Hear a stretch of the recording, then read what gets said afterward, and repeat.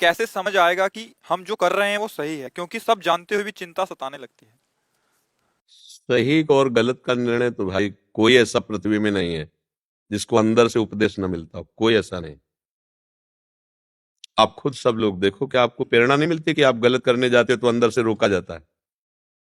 बाहर से जान करके अंदर ही हम बात सीखना चाहें। बाहर की बात ज्यादा काम नहीं करती, काम अंदर की बात। ये तुम बचपन से देख रहे हैं। जरा सा गलत बात हुई, गन्ने का खेत देखा, मन ने कहा गन्ना तोड़ लूं, अंदर से बात आई गलत है। गन्ने वाला देख लेगा, पिताजी से कहेगा पीटे जाओगे, गलत है। अब कहता अरे कोई नहीं देखेगा, तो ये बता देगा साइड वाले खेत से घुस के जाओ और गन्ना तोड़ लो, वही बता देगा। अब जब पीटोगे तो कहेगा हमने कहा था ना तुमसे कि मत। वो अंदर बैठा हुआ परम गुरु सबको उपदेश देता है। तो ये तो बात आप कह ही नहीं सकते कि क्या अच्छा है क्या बुरा, हमें ज्ञान नहीं था, ऐसा नहीं। या तो बच्चा है या तो मूर्ख पागल है, दो की बात हम नहीं करते।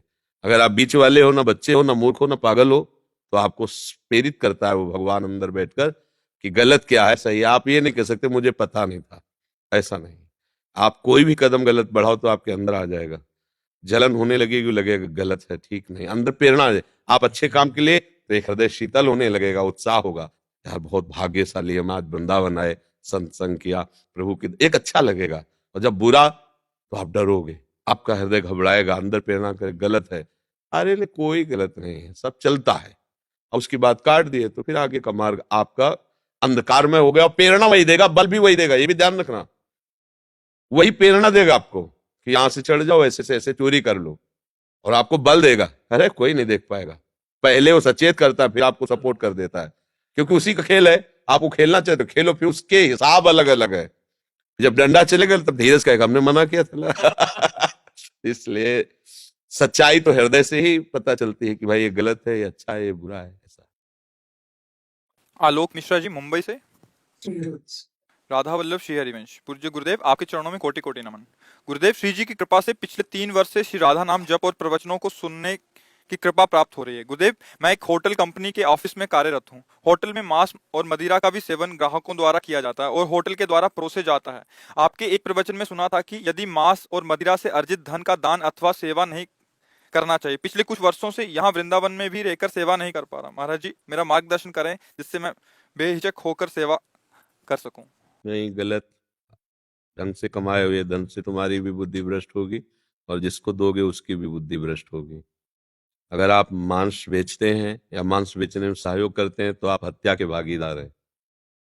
जब महापुरुषों ने कहा कि आप अगर चमड़े का जूता पहनते हैं, चमड़े की बेल्ट पहनते हैं, तो आप हत्या में सम्मिलित माने जाएंगे, क्योंकि आप प्रयोग करते हैं उस वस्तु का। तो केवल रुपए के लिए हम मांस की दुकान खुलवा लें अपने दुकान में, भाई हमें तो किराया अच्छा देता है मांस, तो आपने उसका सहयोग किया ना, ये धर्म है। यदि आप कसाई हो तो कोई बात नहीं, आपके कुल का धर्म है, हम आपका विरोध नहीं करेंगे, उसके कुल का धर्म है। स्वधर्मो निधनो श्रेया, पर धर्मो भयावहा। यदि आप कसाई नहीं हो तो फिर नहीं करना।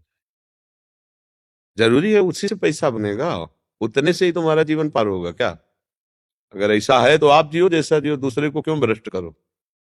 क्यों भ्रष्ट करो भाई? साधु महात्मा अपना जीवन भगवान को अर्पित किए, अब आपने उसमें धन रख दिया, इसके बाद उनको स्वप्न में ये दिखाई देगा खून खच्चर लड़ाई झगड़ा, और जागृत में एक दूसरे की खोपड़ी फोड़ेंगे, क्योंकि जैसा खाओगे अन्न वैसा बनेगा मन। तो उनके भी वजन का नाश किया और आपका तो पतन है ही। हम इस बात में कभी सहयोग नहीं देंगे कि आप मांस बेचने वालों का सहयोग करें, आप मांस बेचें या आप मांस खाएं, शब्द का ही हमारे यहाँ त्याग है।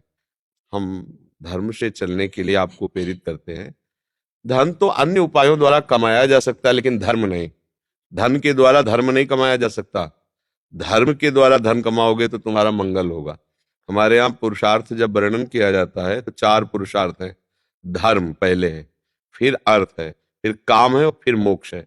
धर्म और मोक्ष के बीच में अर्थ और काम को रखा गया है।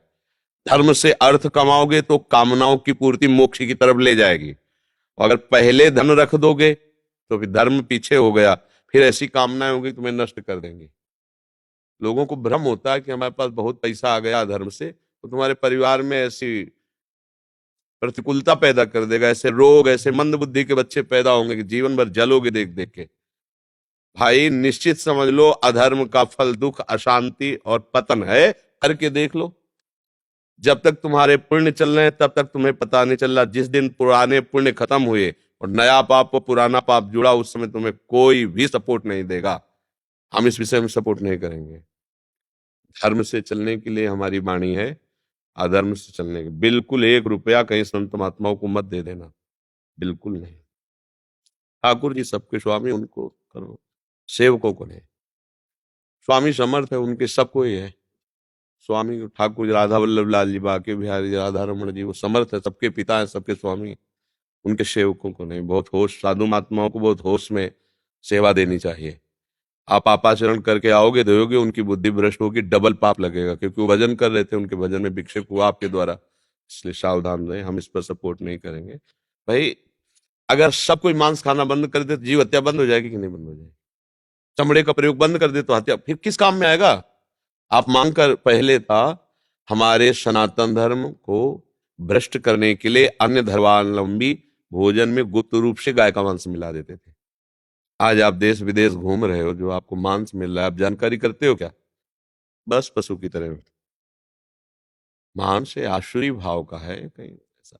मनुष्य के लिए कितने सुंदर सुंदर फल फूल हैं, पेय पदार्थ हैं। संयम से रहो, खूब हष्ट पुष्ट रहोगे। व्यभिचार करो, शराब पियो, मांस खाओ, कितने दिन स्वस्थ रहोगे? ये लोहे के थोड़ी यंत्र बने हैं। कर्म के अनुसार इसकी रचना हुई, तुम्हारे कर्म बिगड़ जाएंगे, यंत्र फेल हो जाएंगे, मरो फिर भोगो। तो आजकल कौन सुनता है संतों की बात? पर आप आए हो, कृपा पात्र हो, राधा राधा जपते हो, सुधर जाओ। अगर आप ऐसा कमाते हो तो अपने लिए रखो, संतों को मत दो। हम तो कहेंगे कि लेबरी कर लो, अच्छा है, मेहनत किए, तसला ढोए, 500 रुपया मिला ना, हाँ, अब 50 रुपया ला करके अगर संतों को दे दोगे तो बहुत बड़ा दान हो गया, बहुत बड़ा दान हो गया। समझ? 1 अरबों रुपया कमा रहा है, बेईमानी से वो कर रहा है। आप फावड़ा चलाए ना, मेहनत किए ना, 5 रुपया भी दे दिए तो बहुत बड़ा दान हो गया। आप सुन, वो संतों का भजन बढ़ाएगा तो आपको आशीर्वाद मिलेगा। आप कारण बने उनके भजन बढ़ाने के, तो आप भी सम्मिलित हो गए। तो भजन मिटाने के तो फिर है, अन्न का प्रभाव होता है। करमवीर जी चंडीगढ़ से। श्री हरिओम। श्री सदगुरुदेव भगवान, आपके चरणों में कोटि कोटि दंडवत प्रणाम।